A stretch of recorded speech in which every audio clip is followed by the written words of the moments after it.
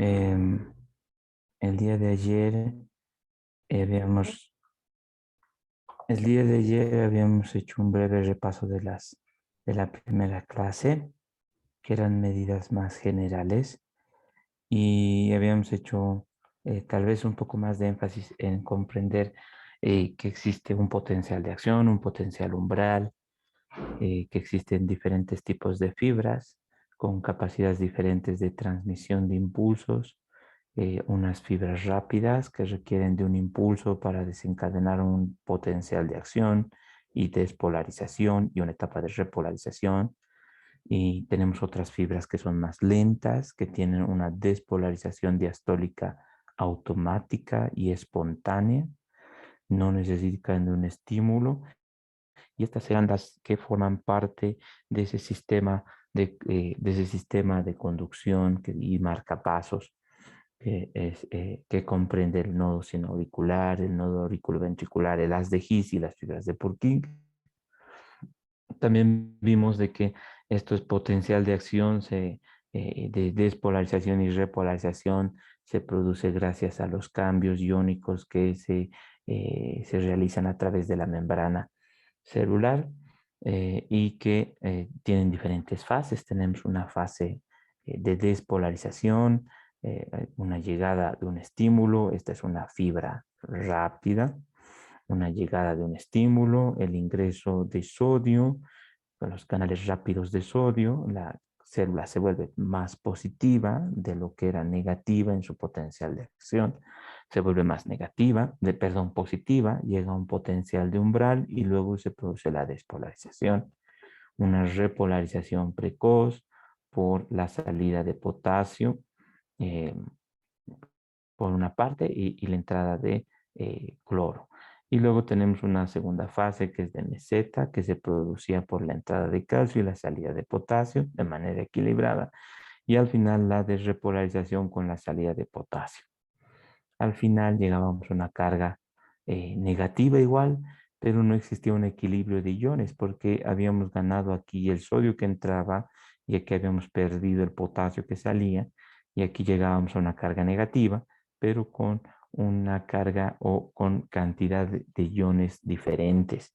Entonces en la fase 4 hemos dicho que o se ponía en acción la bomba de sodio potasio ATPase. En el caso de las fibras lentas, tenía una fase 4 de despolarización diastólica que era ascendente y automática, no necesitaba de un impulso o de un estímulo y desencadenaba un potencial de acción.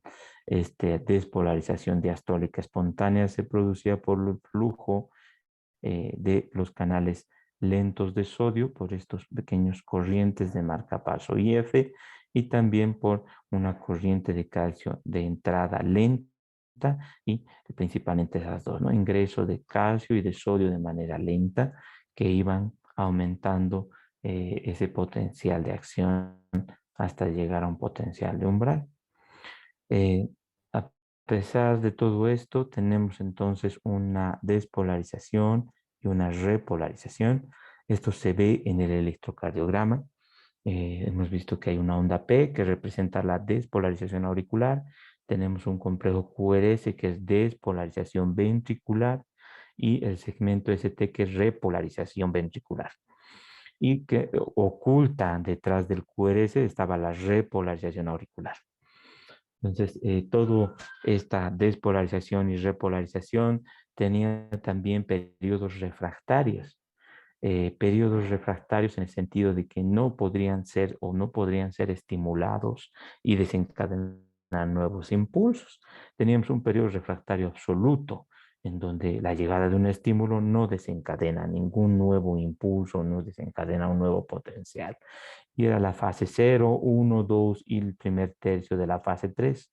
Y luego tenemos un periodo refractario relativo, que eran las 2/3 partes de la fase 3, en donde sí, la llegada de un impulso puede desencadenar un nuevo potencial de acción sin que éste vuelva o llegue a una fase 4 de reposo.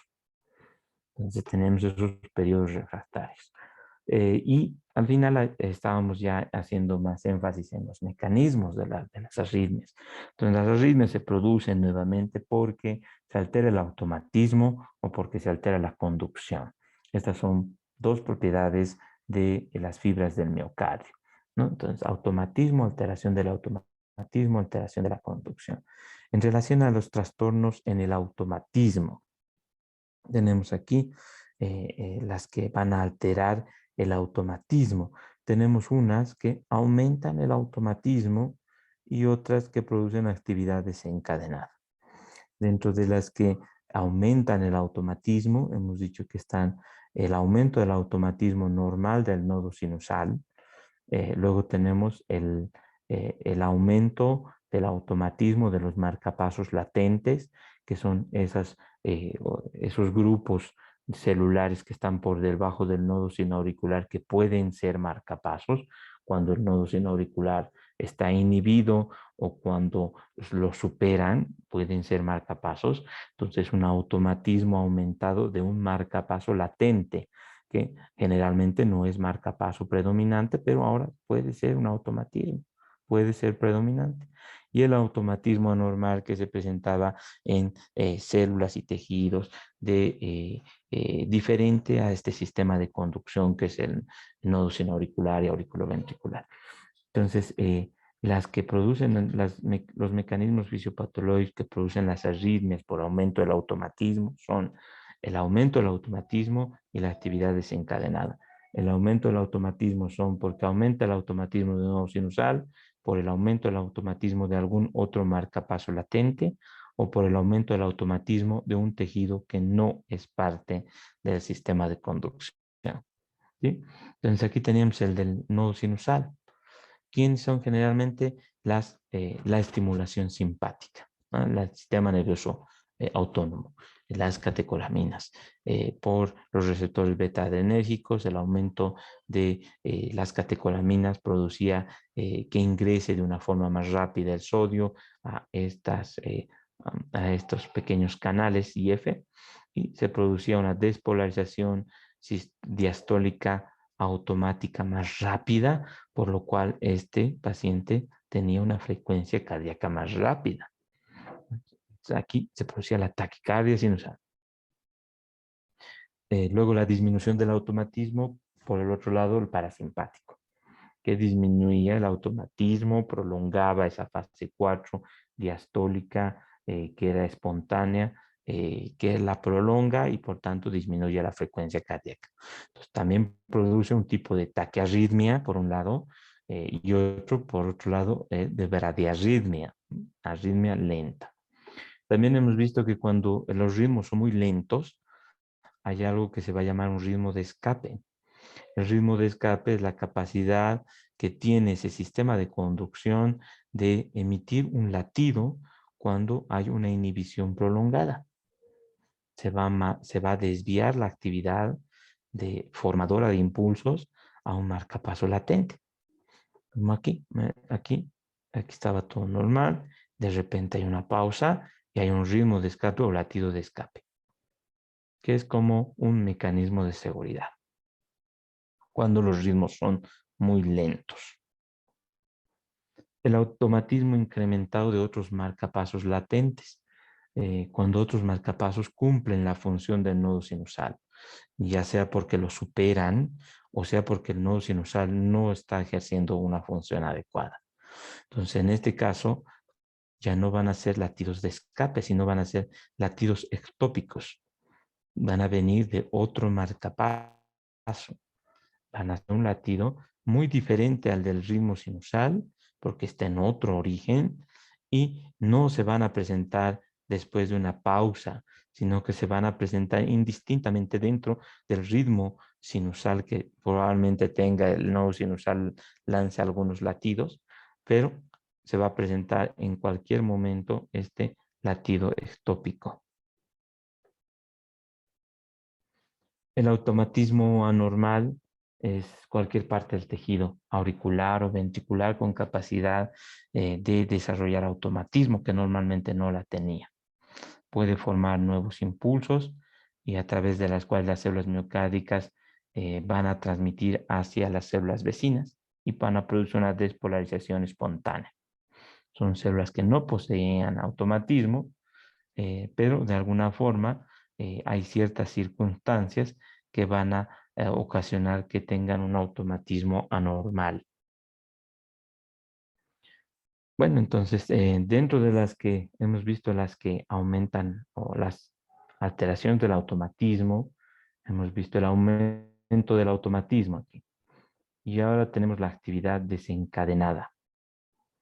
Y esto se produce cuando un potencial de acción puede estar desencadenado, puede producir despolarización anormal y latidos cardíacos adicionales y arritmias, un ritmo, un tipo de arritmia, cuando un primer potencial no ha llegado a una fase de reposo.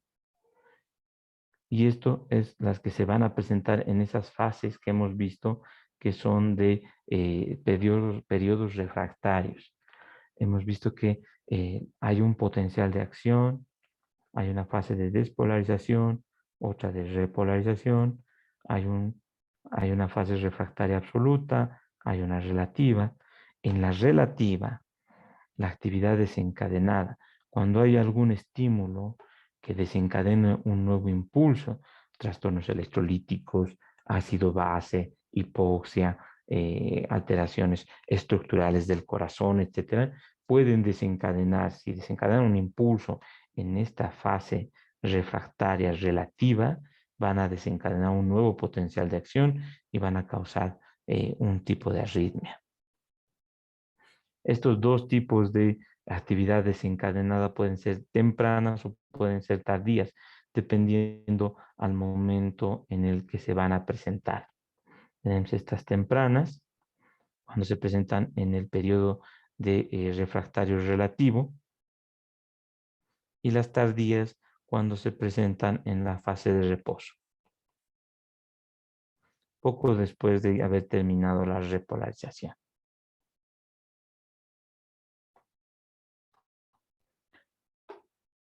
Bueno, entonces estos son post-despolarizaciones. Van a ser tempranas o tardías. Bueno, ahora tenemos, por otro lado, los trastornos de la conducción. Los trastornos de la conducción, hemos visto el automatismo, ¿no? Trastornos del automatismo. Ahora estamos viendo los de la conducción. Los trastornos de la conducción de impulsos pueden ser de dos tipos. Una de ellas que produzca un bloqueo de conducción y que va a producir bradiarritmias. Y otro que produzca un bloqueo unidireccional y además reentrada que va a producir taquiarritmias. Esta imagen está mejor en las primeras.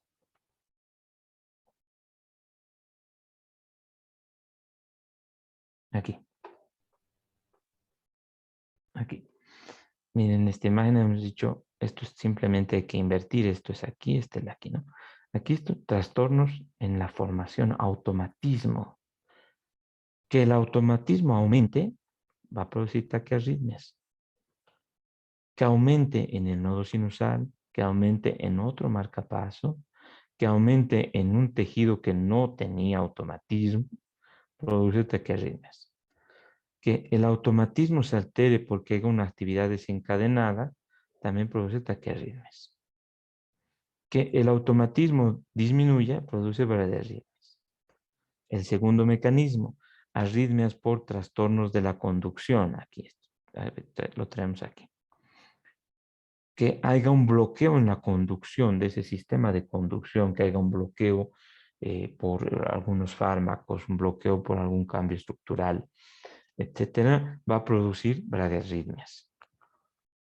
Que haya un trastorno en la conducción, que haya un bloqueo por un solo lado y que además haya una reentrada, va a producir taquiarritmias. Entonces, estos son los mecanismos por los que vamos a encontrar las arritmias. Y seguro van a ver mejor cuando vean cardiología. Cada una de las arritmias que podemos encontrar, todas están dentro de estos mecanismos. Pero, volveremos a esa diapositiva.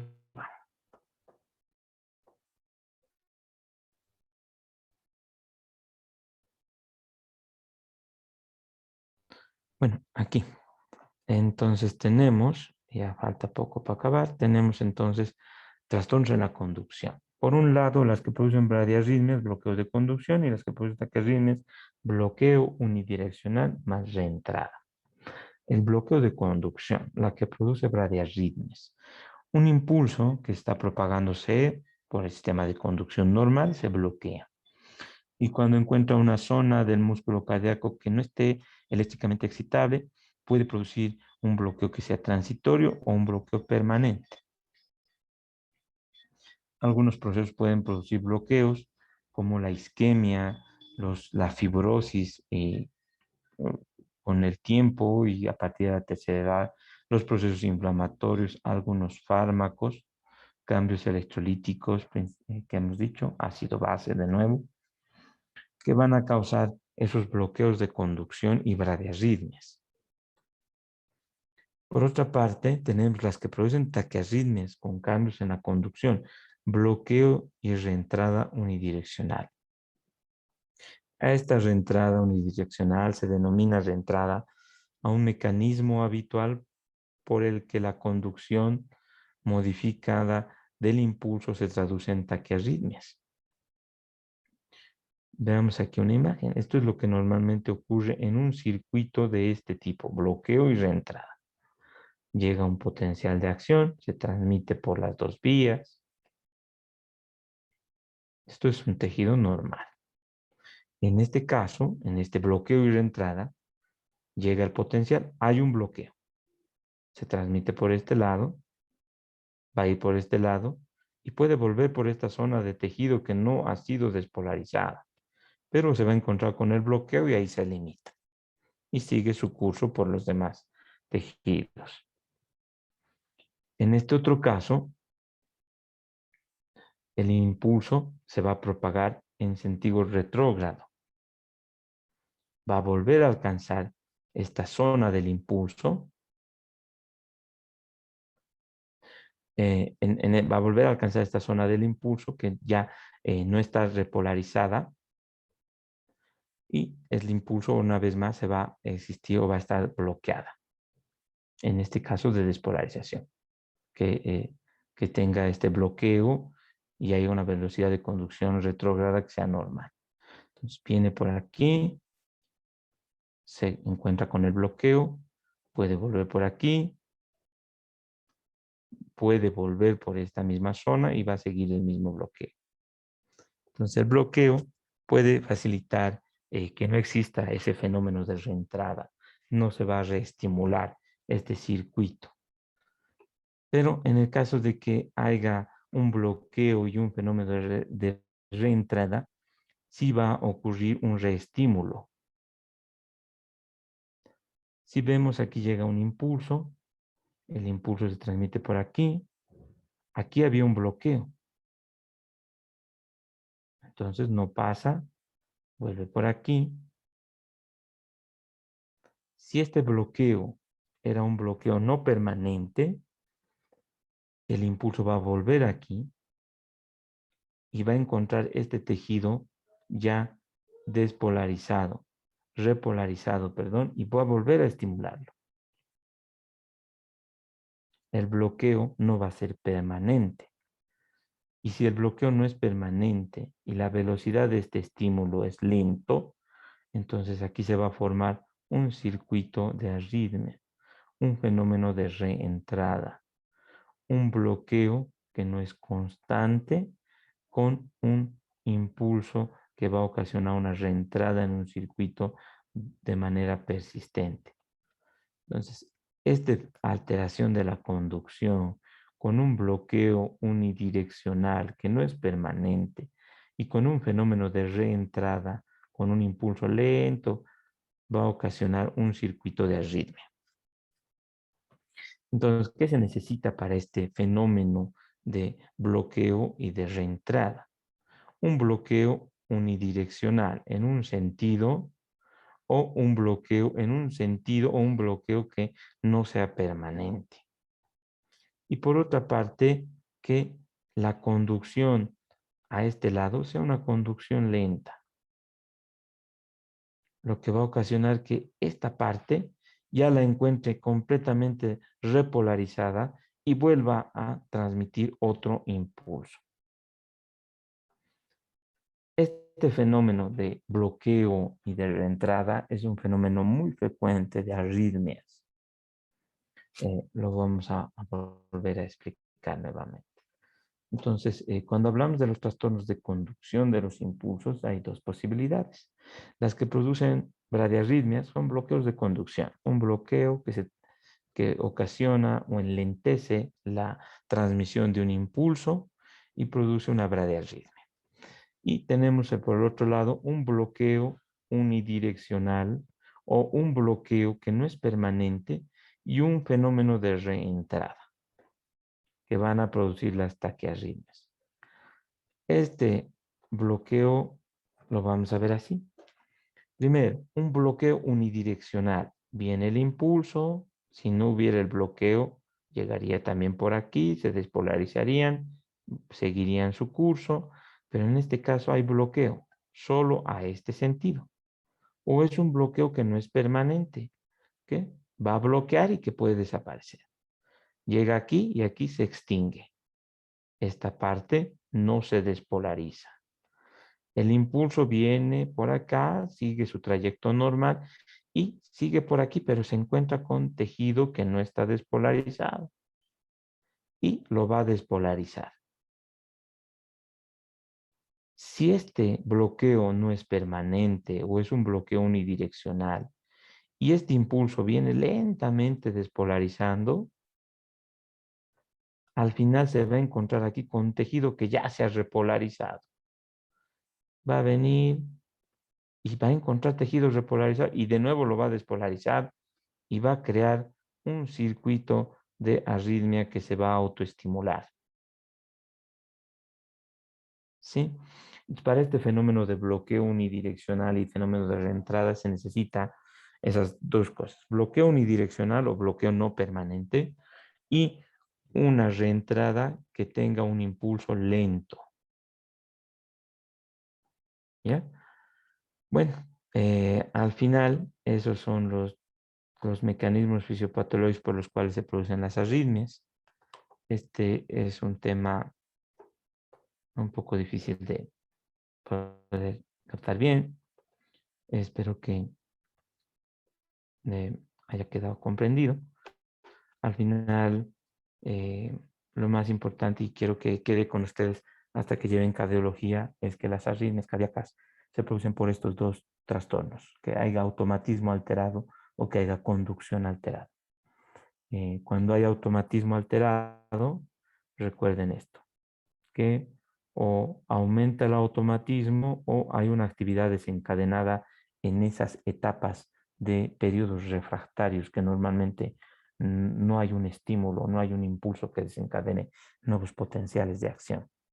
O que haya un aumento del automatismo en el nodo sinusal, en otro marcapaso latente o en tejido que normalmente no tenía automatismo. Y por otra parte, en el caso de la alteración de la conducción, las bradiarritmias cuando hay bloqueos de conducción y las taquiarritmias cuando hay bloqueo unidireccional o no permanente y reentrada. Que es tal vez esta imagen nos va a ayudar a entender mejor. Impulso, un bloqueo en un solo sentido y que este impulso vuelva por este lado, sea lento, como es solo bloqueo en un solo sentido, pueda despolarizar y seguir causando un foco arritmogénico. ¿Ya? Vamos a quedar aquí. Muchas gracias por su atención. Empezamos la siguiente clase con el tema de pericardio, si no me equivoco. Y bueno, creo que luego respiratorio hicimos a principios de año. eh, y luego nos falta poco. Gracias a todos ustedes por participar y que tengan buen fin de semana. Hasta luego, doctor. Hasta luego.